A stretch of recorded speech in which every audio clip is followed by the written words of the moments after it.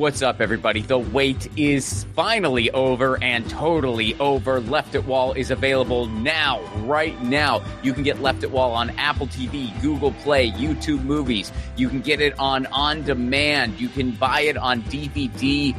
The wait is totally over. Just type in Left at Wall on your search bar on your smart TV, and you can find a bunch of ways to get it. You can watch it now.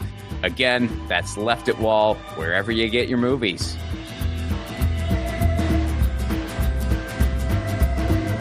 What's up, everybody? So Termination Fee is playing now at the Hollywood Fringe Festival.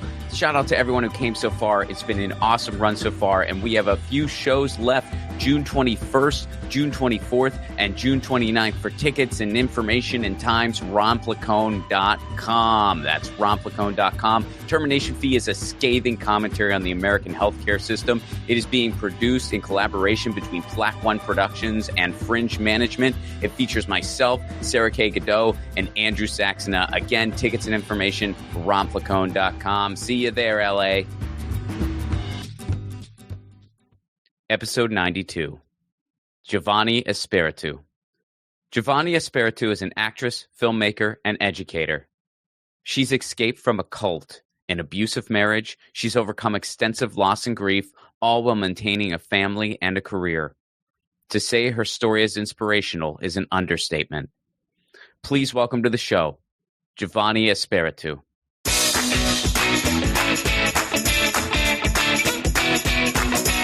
Giovannie Espiritu, how are you? It's been so long.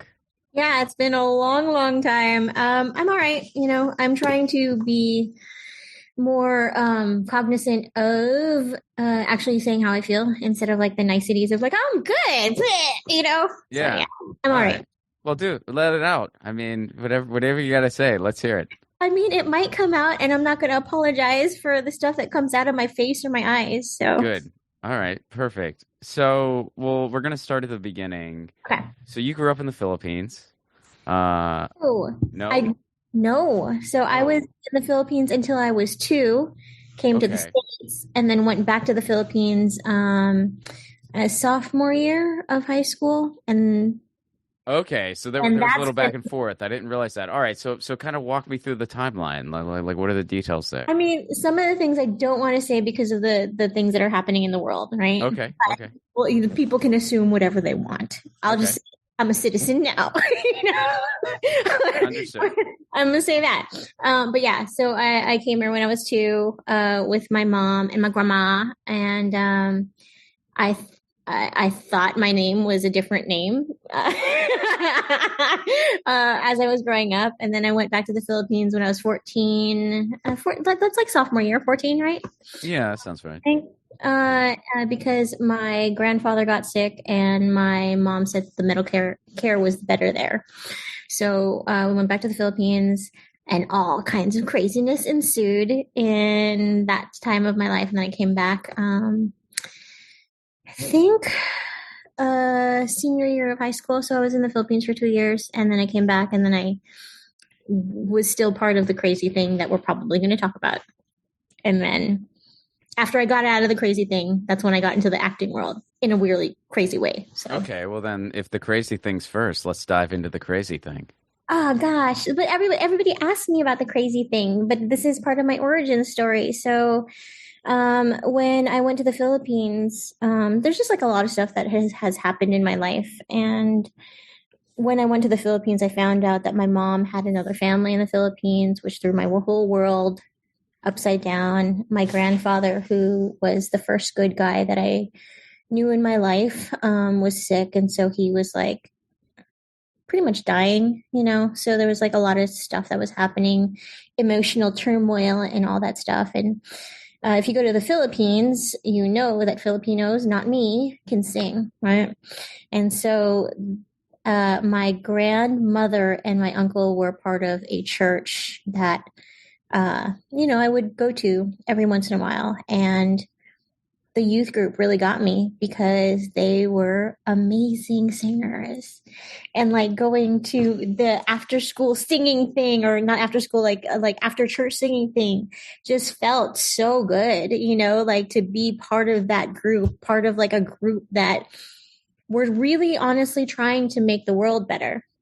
And my heart at that point was really searching for family because mine was like crazy. So I kind of like joined real hardcore.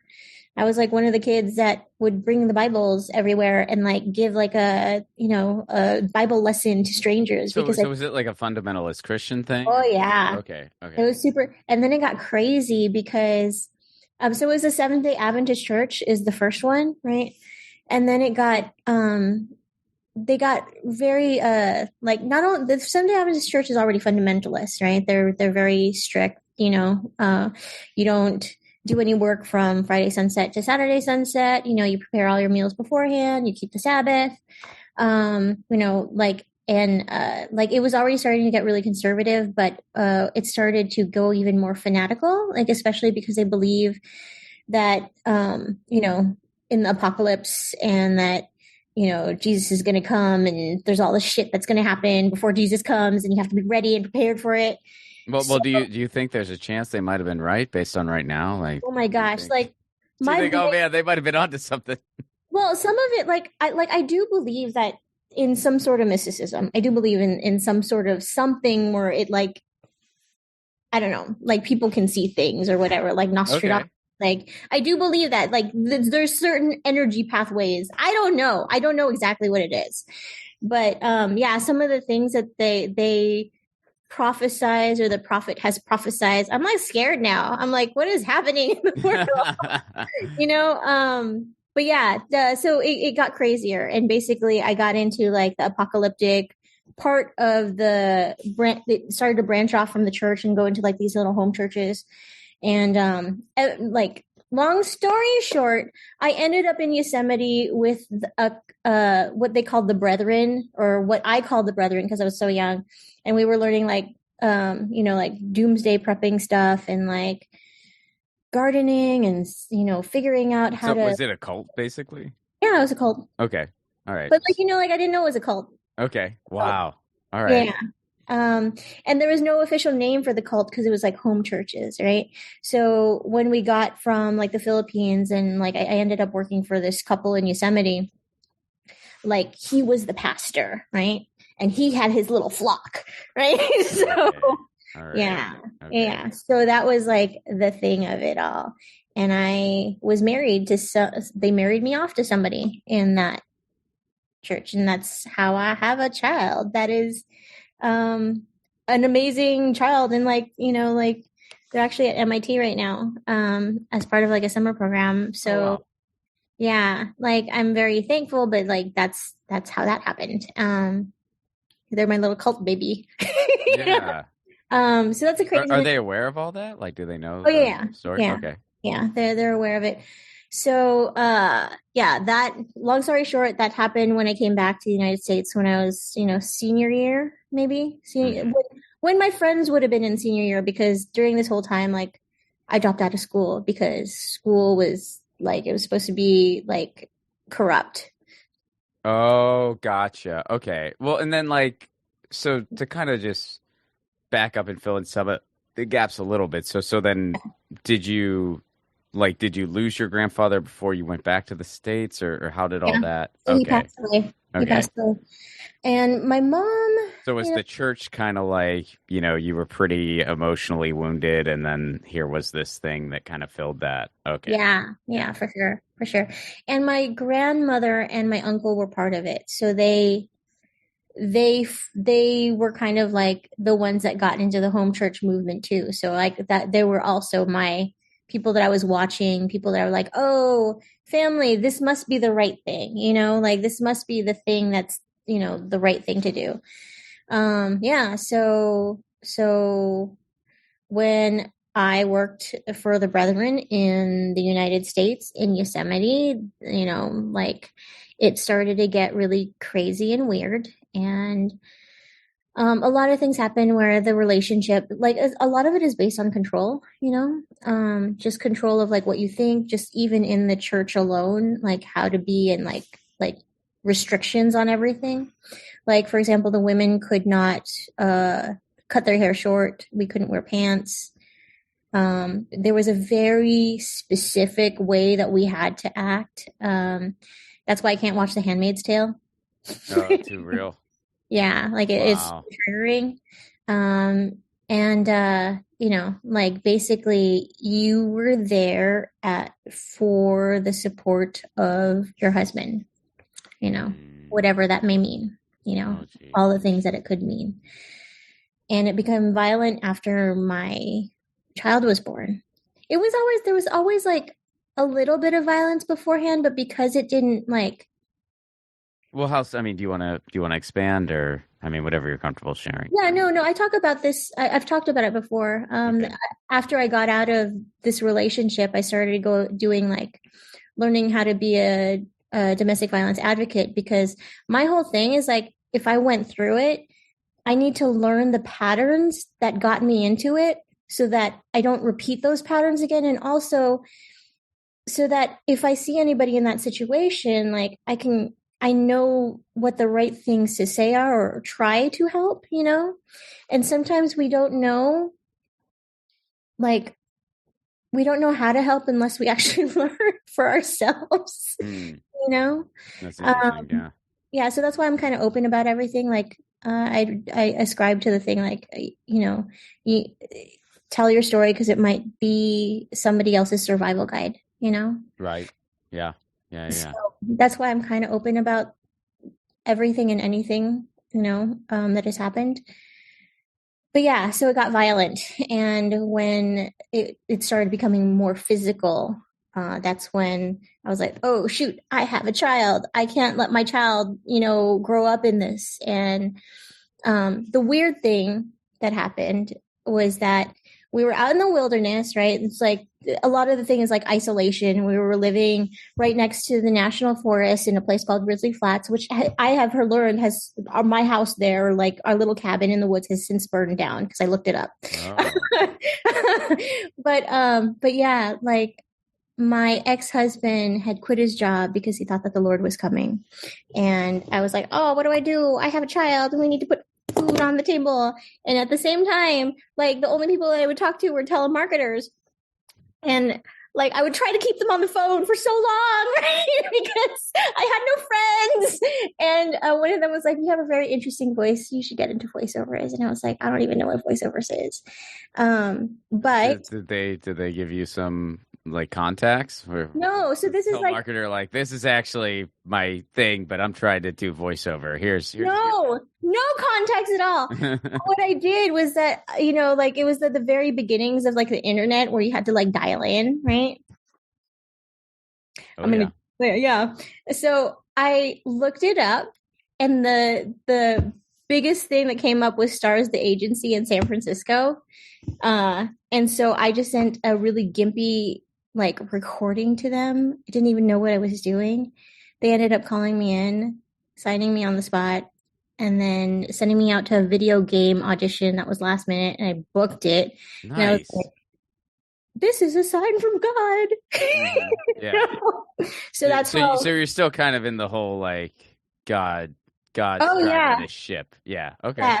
So I'm there. So I was allowed to work, right? Once that happened, I was allowed to work because he didn't have a job, and then I was bringing in some money, and it was like more money than I had seen at that point. You know what I mean?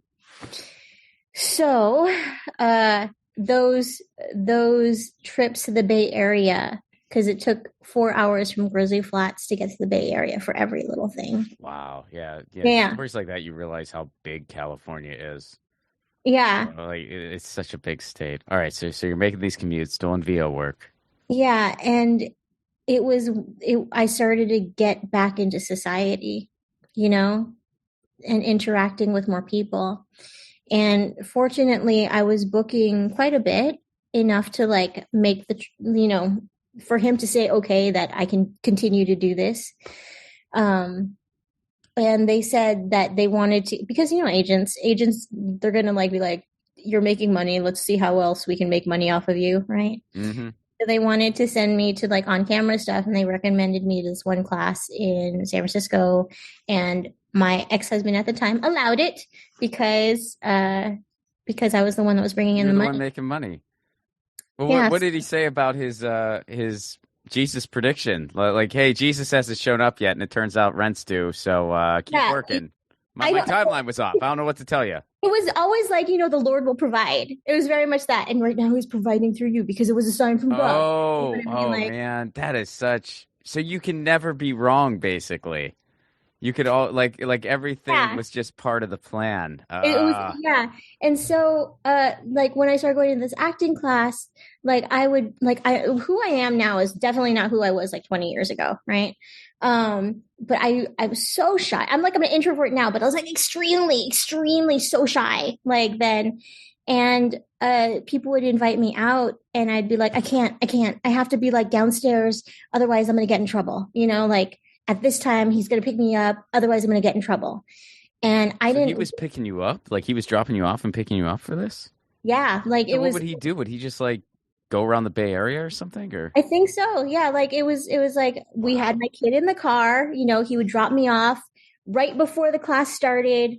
I would, like it was so like very controlled. sure, If I wow. didn't if I didn't get out there at a particular time and he was waiting there for so long, the ride home, the 4-hour ride home would get scary because you know what I mean? Like he would Yeah. do things to frighten me and to drive erratically. Oh, So like I geez. was really scared of making him mad. But anyways, like people would invite me out and I'd be like, "Oh, I can't, I can't, I can't." And I didn't know that that was not a good thing. I didn't know that that was weird. Hmm. And so one of my classmates gave me a book that was called Free Yourself from Abusive Relationships. And Wow. So did they just kind of have a hunch, like, or I did think you? so Okay, so they because just I kind of didn't, sniffed it out. yeah, yeah. I didn't talk to anybody about it because you don't talk to people about it. Wow. And I remember hiding the book because I didn't want to get in trouble, right? And then like pretty much everything on that list, it had like a checklist of what was an abusive relationship, everything but two things. Um, he didn't do. So Wow. that was my first like inkling that, oh, I'm in like something weird, right? Hmm.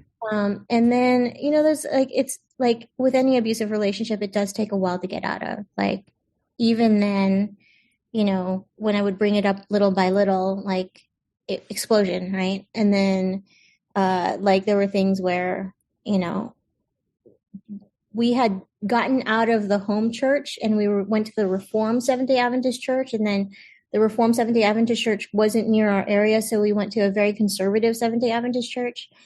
And then it became a thing with the pastor, right? Because like they're like, she's now in the world going to these classes and like these things are being put in her head, about these things that this is not a safe relationship or whatever.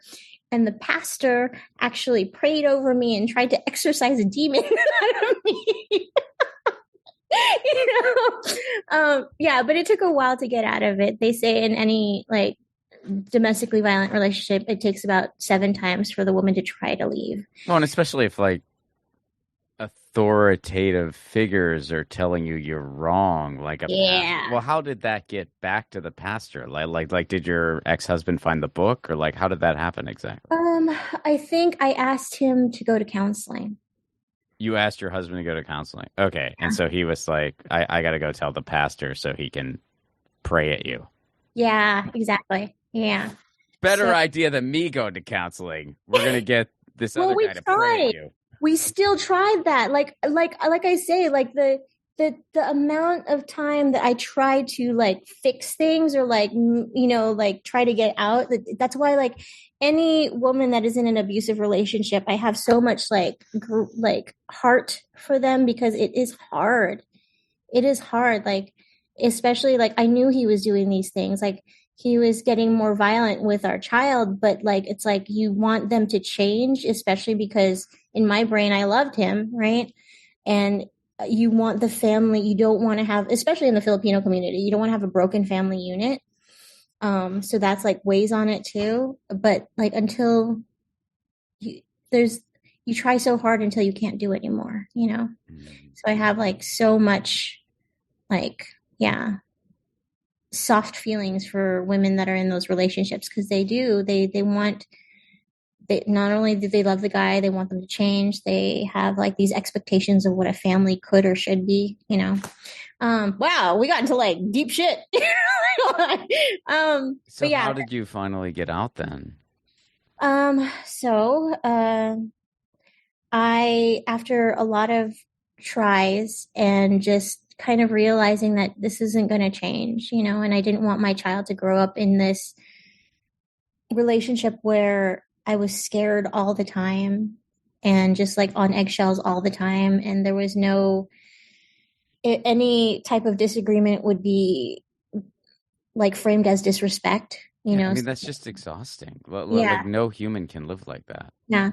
So there was one time when we were going to San Francisco for an audition, and we would stay at his mom's house, and he was in the shower, and I just took my kid and I left in the car, and I left him a note, and I called my mom and I said, "Mom, can you come pick me up?" Like, I left, and she sent me tickets to her house in Las Vegas, and I stayed there for a while. And the weird thing was is that even after that, even though I like made the physical break, like we still tried to like work it out. You know what I mean? Wow. We still tried. Like what Like, happened? He called or texted and just said, "Hey." Well, he sent me flowers for the first time in I don't know how many years. You know what I mean? Like, Wow. yeah, and then like we attempted like real counseling where it wasn't the pastor counseling, it was like an outside observer counseling type of thing. And he went to one session and never came back. And then I continued to go to counseling because, you know, I needed it. You know, I needed the therapy from a brain to get out of that. Because even after getting out of the domestically violent mindset, like it was still a process to get out of the cult mindset, you know? Oh, I'm sure. Yeah. Yeah. Well, yeah, because I mean, were you largely shunned by what was once your community? I had no more community. So You know? how do you overcome that? So, thank goodness, the acting community is kind of like the one that gave me the book. You know, like that little community. Are you still friends with that person who gave you the book? Yeah. Yeah. Yeah. Okay. Yeah. That's cool. At least I think it's her. I believe it was her. But yeah, like there are people from that acting community that I'm still friends with that saw that journey, Mm-hmm. you know, that I'm still friends with till this day. That's really cool. So you just basically started building a new one. Yeah. Community. Yeah. So then all right, so you're out of the marriage, you're in Las Vegas now. I was in Las Vegas for a little while because my mom lived there. I'm in Las Vegas now, which is really funny and circular, but you know, that was outside of my mom. But yeah, like I lived with my mom in Las Vegas for a little while, and then because most of my voiceover work was in the Bay Area, my mom, who was doing well at that time, you know, she was able to set me up at an apartment, you know, in Daly City, and then I just started continuing doing the voiceover work and like the acting stuff, and you know, that's how I got into the industry. And then what brought you to LA?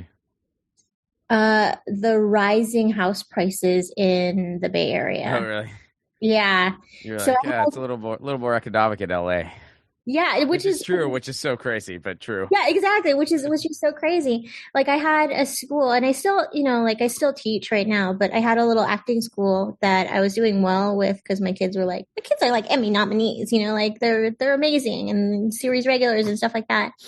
But I had a little school in the Bay Area, and I was, but the rents jumped up like $700-800. You know, and I couldn't do it. And I'm a single mom, you know, like I don't got anybody to like help me, especially at that time, you know, like I didn't have anybody to help me like make rent, you know? Mm-hmm. So, my partner, my recently deceased partner in 2016 was like, hey, let's move to LA because I always wanted to do the LA thing. And I was like, well, I think that makes sense because I can't afford the rent here. So if we get a place in LA together, then that makes sense. So that's why I moved to LA in like 2016. So, I mean, I guess since you brought it up, we can kind of get into, I know that, first of all, sorry for your loss and condolences. And also, you were originally scheduled to do my podcast the day you received that news, which Yeah. I I didn't, when you texted me and told me, I didn't know exactly what you were telling me, even, you know what I mean? Because it was just so, like, we had texted a couple hours earlier, hey, you coming on my podcast? Yeah. Oh, I can't wait. It's been so long. Yeah, I'm looking forward to it too. Smiley face. And then I get like, I found out my partner passed away, and I just, oh my God. And I was thinking, like, I don't know exactly what that means. And like, I didn't know if that just meant, a colleague. I didn't know if that meant I Yeah. didn't know what it meant. And I didn't know what to, I didn't want to pry either. I didn't want to ask questions like, oh, what do you mean? Is that a romantic partner or something? I didn't want to like Yeah. Yeah. pry. But so I just said, I'm so, so sorry. Deal with whatever you need to do. And then I saw online, that it was your the person you had been with for a while. And 20 years. Yeah. oh Like wow. it was such a shock. And, like I'm good at compartmentalizing. I can do that. But like, yeah, he was so young. He was like 46. And if you look at his videos, his name is Dennis Rule. He's one of the best fight choreographers that in like, and he just like didn't get his shine. But then like when he passed, everybody's like, how amazing he is. But he did like all of the fight choreography for not all of it, but a lot of the fight choreography for Call of Duty, like for Hmm. all the people that you buy for Call of Duty, like all of the celebrities that come on like those Oh wow. packs and stuff. Like he did like the fight choreographer for that. He did this movie called Unlucky Stars, which is underrated, but the fight choreography is amazing for that. He did fight choreography for Mark Godard, which is like The Man Who Will Feel No Pain, which is like the precursor to Novocaine, kind of like in the Indian market. Um, but yeah, like he's amazing. So if people, and he also did an asylum film that people don't like see called like it's called American Brawler. It was originally called Barrio Brawler, but it's great and he's cute and he's wonderful and he was like especially coming from the relationship that I had before Hmm. that. Yeah. Well, so when did you meet him?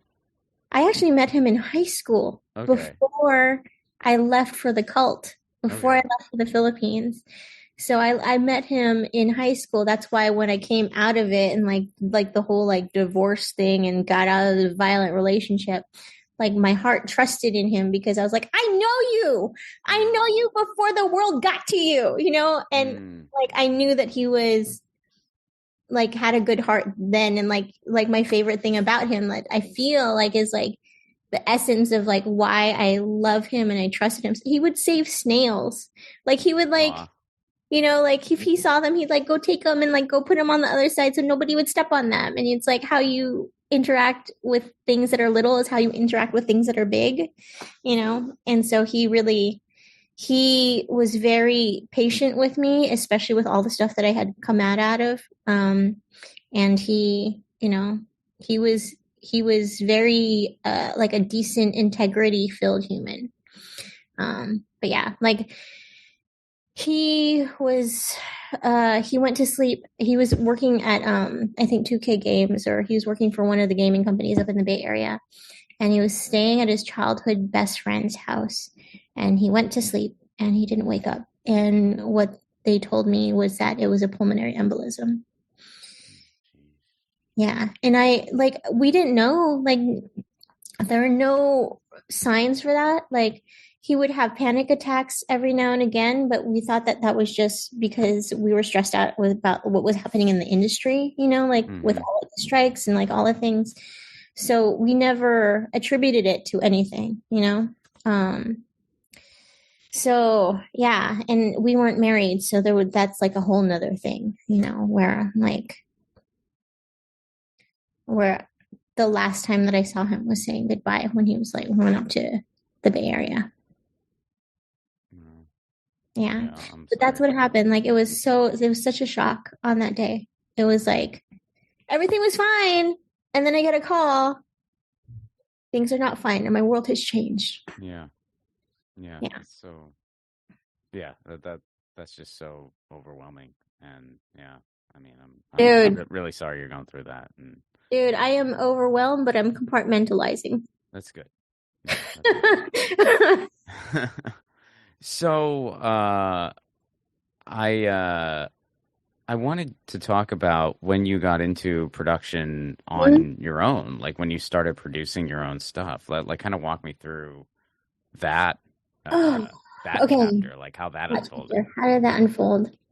I mean, like I would do little things here and there, right? Like I didn't realize until after Den passed that oh yeah, I did do that thing in like 2005 with Jeff, Francisco, and Dennis, where we did this short little film called Kambal that was for the Filipino network. That had like erased from my brain and like gone away.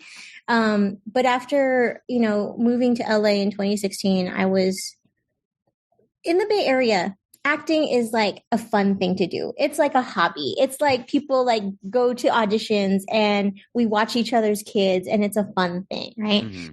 When I moved to LA, it was so cutthroat. Oh my God. Yeah. What the heck? People are not nice. Yeah. They're so not nice.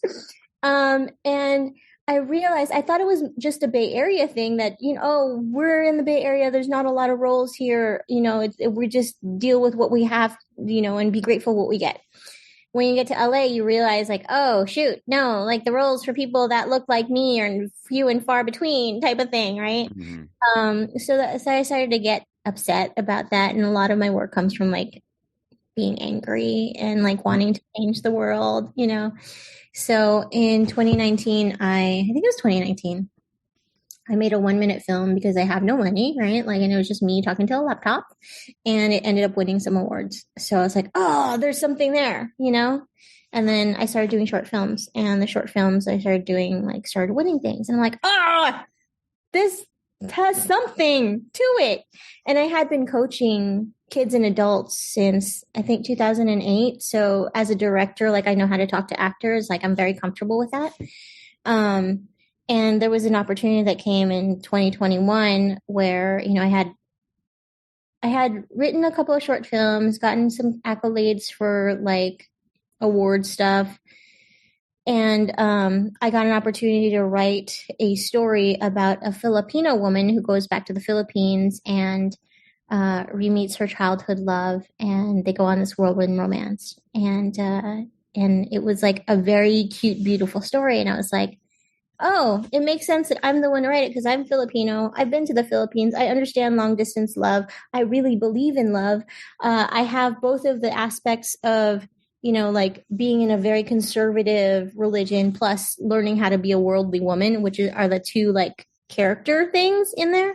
So I pitched myself for it. I was able to write it, and then I pitched myself as a director, and I did that too. So that was my first feature film in 2023, which I filmed in 18 days and did not have any overtime on it. And I was very, very proud of myself for that. We've had a rough cut since November of 2023. Mm-hmm. But yeah, lots of stuff happening in the film world, which, is like crazy that I didn't expect. But yeah, so I did production on that. And then I'm in the midst of doing a 6-episode rom-com series called Made to Shine for the Philam TV network that was just acquired by Viva Films and is probably going to end up on Amazon, Mm-hmm. The sad part about that is that Den was my editor, and so I have to like navigate that. And we had just finished episode 3 when he passed. So yeah, but that's how I got into production. I also do did a lot of grunt work, on other people's stuff. So like doing like PA and UPM stuff and production coordinator stuff, What is getting into like just some more life philosophical things? What is the key to coping with loss?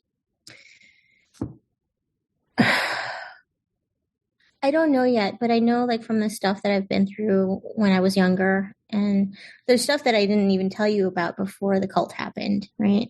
The cult is like midway, right? But I always had this phrase that kind of centered me where I would always be like, but the great thing is blank, right? It's like my little like personal Mad Libs, right?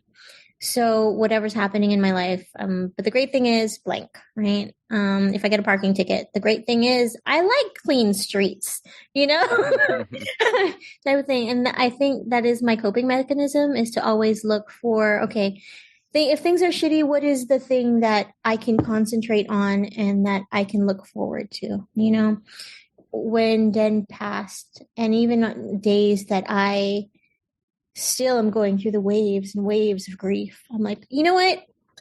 Have a good cup of coffee. You know, I'm talking to Ron.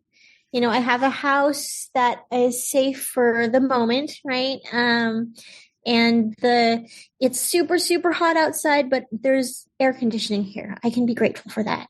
So that's kind of like how I cope with things. With the grief stuff, with the loss stuff, I hear that the only way through it is through it. Like I have to feel the things, you know, like I can't, even though I compartmentalize for work, like I'm going to allow myself to be like, I'm going to get teary here.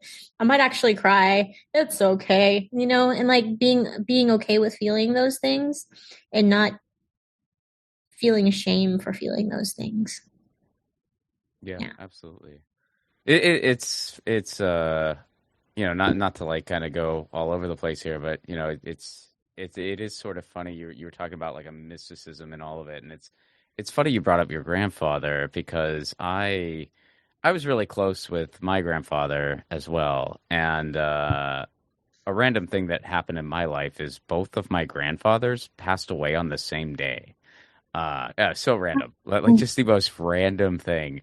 And that's a day I'll always remember. I mean, it was one of the worst days of my life. You know, I mean, I was 11 years old, or no, I was younger than that. I was like 10. So it was like my first time really dealing with death. You know what I mean? And it was like both of them on like one day. It was so weird.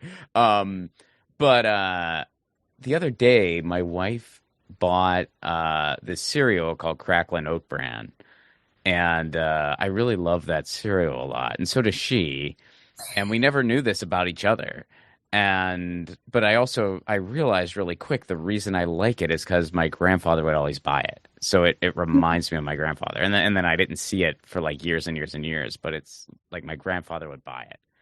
And And so it's like some sort of like childhood piece of you feels safe, like eating, yeah, you know, totally. like It is a tasty cereal, so it's not like the cereal. I mean, I think if it was a bad cereal, I don't know if but I think the bigger thing for me just is more just seeing the box, and that does remind me of, you know, childhood and a happy, carefree time.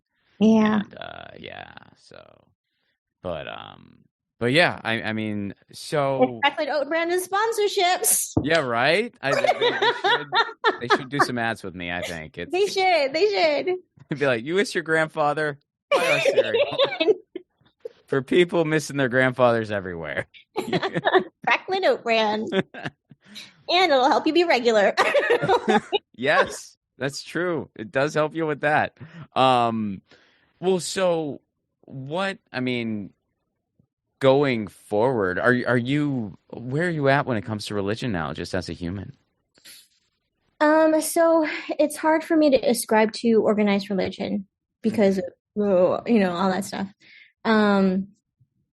But I do believe in an infinite intelligence that governs something, you know, like I don't know exactly what it is, and I don't know if it's like one thing, you know. I still believe in goodness and kindness and compassion, you know, like I always feel like, especially in the Seventh-day Adventist church, anything that's other than Seventh-day Adventist is very much demonized, right? Very demonized, you know. And I'm just like I have friends that are Hindu and Buddhist and everything, and they're wonderful people. Like, how could a loving entity say that that is wrong, you know? So I'm just like, whatever is like towards love and compassion, I think that's pretty cool. Kindness and not niceness, because I've seen a lot of niceness in LA that is not kind. What's the difference? I don't quite know what the difference is. Like, kindness can kind of be mean if it needs to be. You know what I mean? Like I feel Okay. like it's a difference That's interesting. between it like East Coast and LA a little bit, where like when I went to New York for the first time, I was getting my suitcase out and like some guys like came by. I was like, "What the fuck's wrong with you? Go help her." You know what I mean? Where so it came off like very like mean, but it was That's kind. kindness. That's a You know what fun I way mean? to look at it. Because Um, I don't know. I guess I was kind of thinking more like, I mean, because there is a difference, and it just yeah. depends on how how you want to look at it, I guess. But I would say niceness is a little more. This is what I'm doing because there's not necessarily there's something for me, but this is just in my best interest to be Yeah. this way. Whereas Or like kindness is you're going out of your way for somebody else. I don't even know if you need to go out of your way for somebody else, but just like there's a niceness that I've seen where it's more fawning and Okay. more like bless your heart. You know, like Okay. where Okay. you I don't got you. actually mean it. Like it's a politeness that has not kindness behind it, if that makes sense, you know? Yeah. Okay. No, I got you. Yeah. Yeah. Well, so what would you say? I mean, especially with everything the industry's been through, which we, touched on some of it, and yet you are still standing. What would you say is the key to creative longevity? Wonder, I feel. Wonder and curiosity. I think that's key. And allowing yourself to play, you know, without expectations of what it might be or like if it's good or if anybody likes it, you know, just allowing yourself to play and explore and be curious about something. I think that will help longevity wise, you know. I think a lot of us get burnt out because we expect accolades from people in the business, you know. Hmm.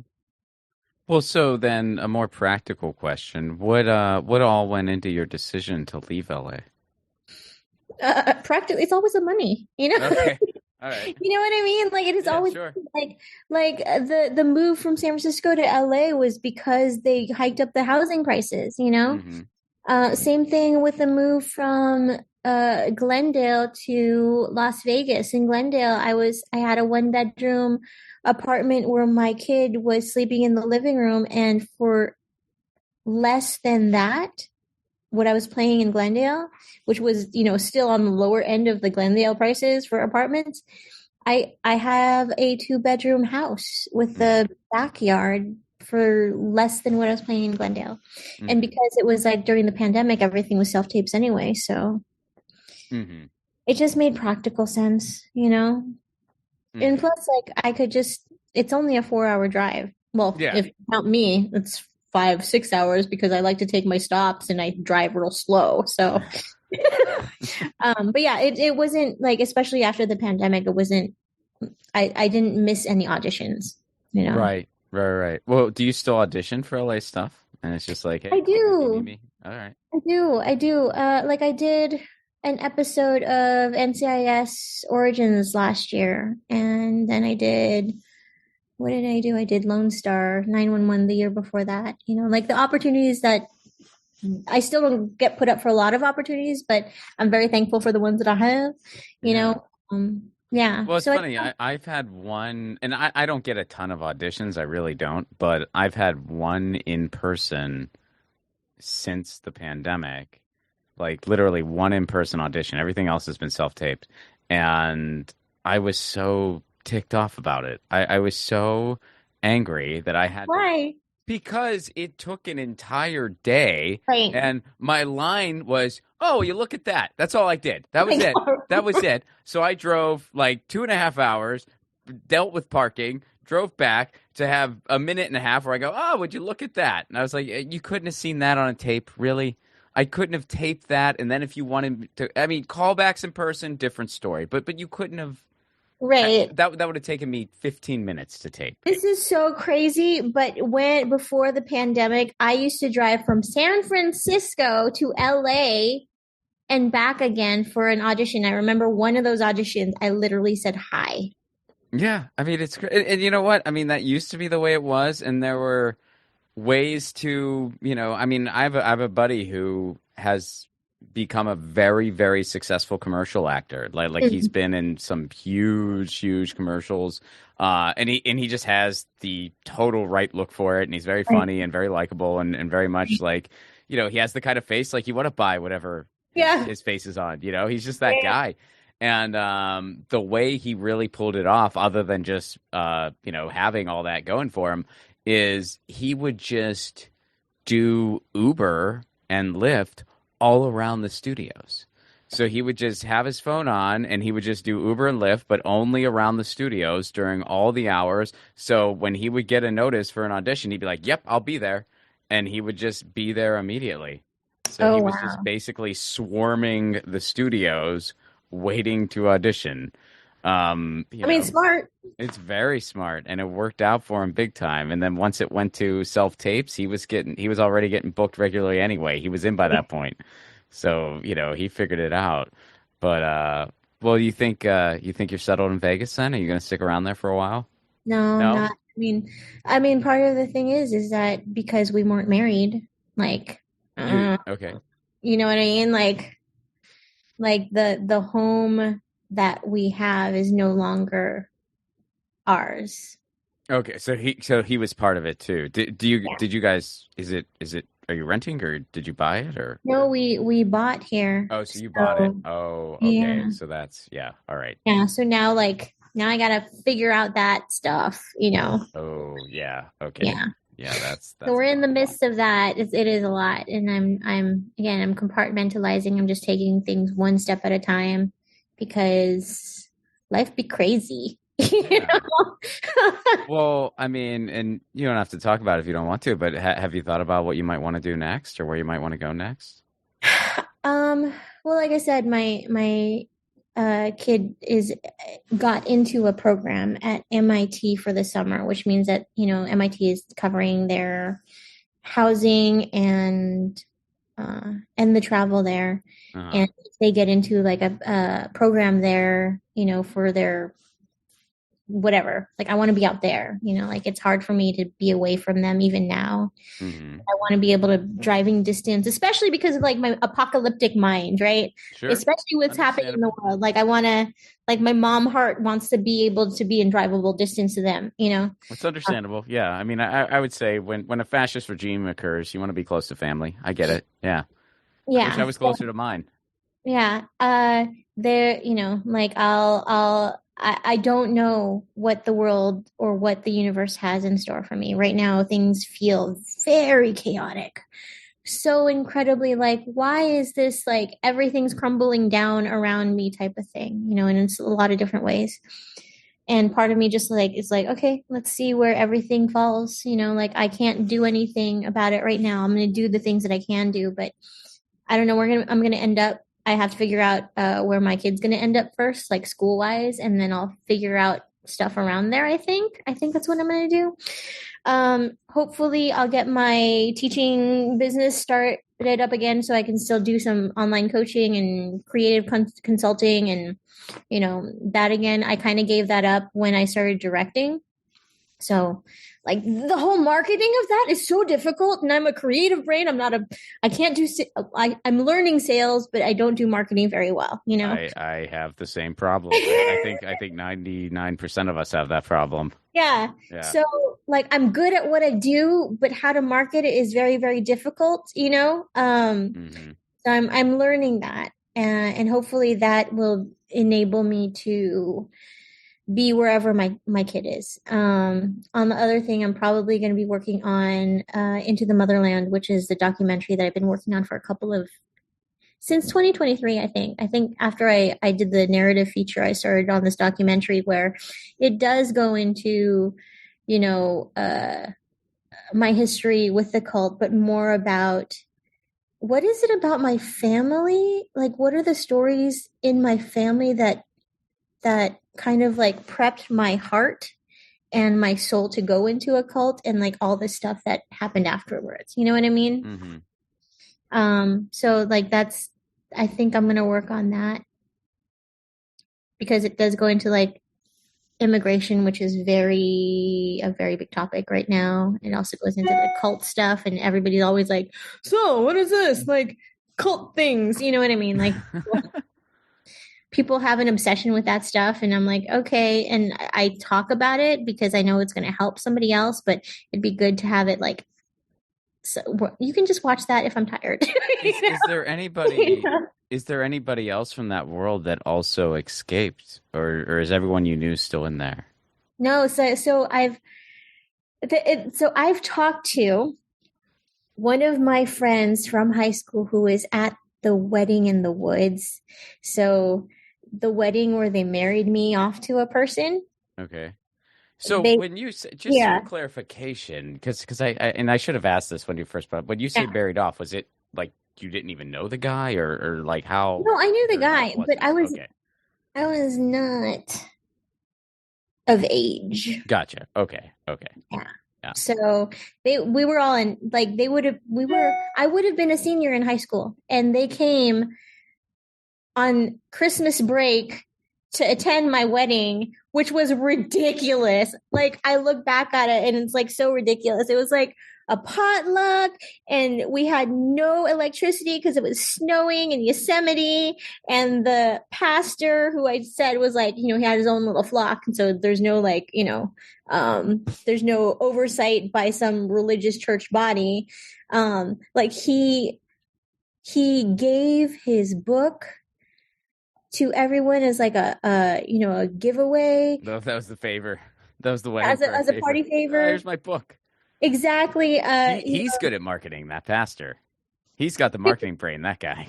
Yeah, he brought out a whiteboard. He talked about hypoglycemia. He was like ridiculous. Wow. So yeah, I talk about that because I interviewed my mom and my uncle who were there too.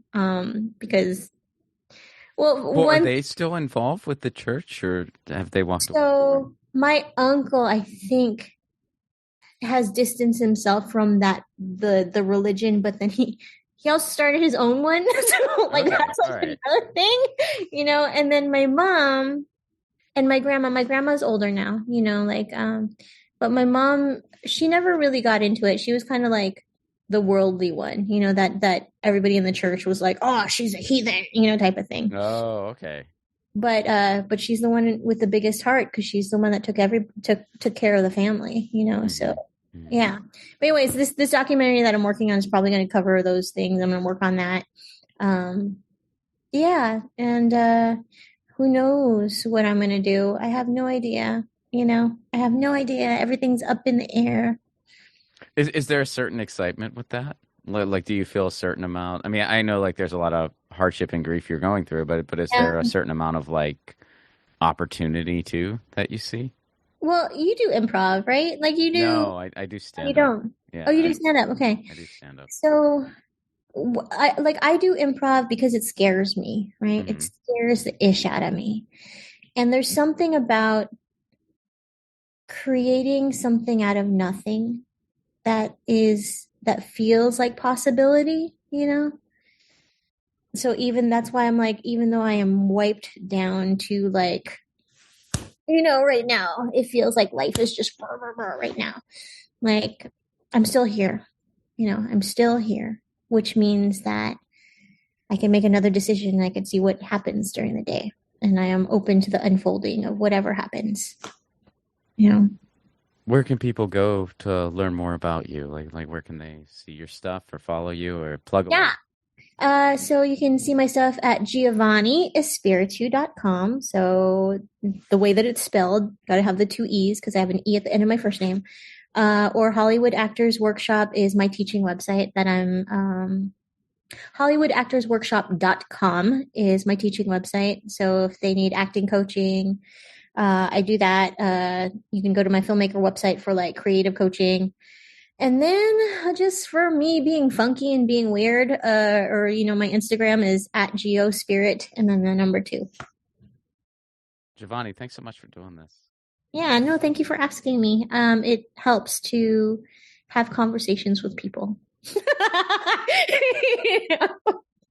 That was Giovannie Espiritu. Check out Oliver's stuff. That's, wow, just an incredible story. And I feel like, especially in times like these stories are very, very important to kind of motivate us all to keep going. Music for the 1000 Podcast is provided by Andrew Saxonov. Be sure to check out his podcast, the Baywatching Podcast, wherever you get your podcast. Leave us a 5-star review, would you? This is still a very, very new show, and every 5-star review does help. If you wanted to support this show on the sustainability end, you can do so over at patreon.com/romplacone. For a Give What You Can level, you get all kinds of exclusive content, insider information into new films and developments, full stand-up clips not available anywhere else, and we do a Zoom hangout once a month. It's a really cool community, and that's all for a Give What You Can level.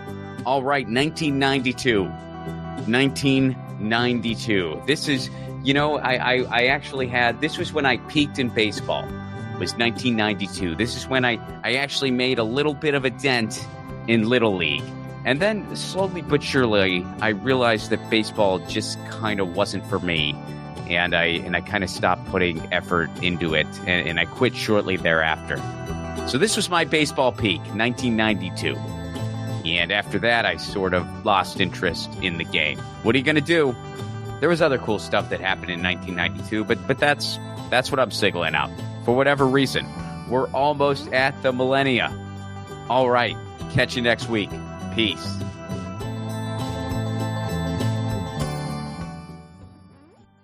Hey guys, Ron Placone here. Take your own 1,000 challenge. No, you don't need to interview 1,000 people, although if you want to do that, go for it. Your 1,000 challenge can be whatever you want. Maybe you want to call a friend out of the blue once a week. Maybe you want to read a book every month. Maybe you want to start a different garden every season. I guess that might be dependent on where you live. Look, the point of the challenge is taking on an endeavor that enriches your life in some way, and it can be measured. And then, of course, you do it regularly. That's what 1,000 is doing for me, and hopefully for you too.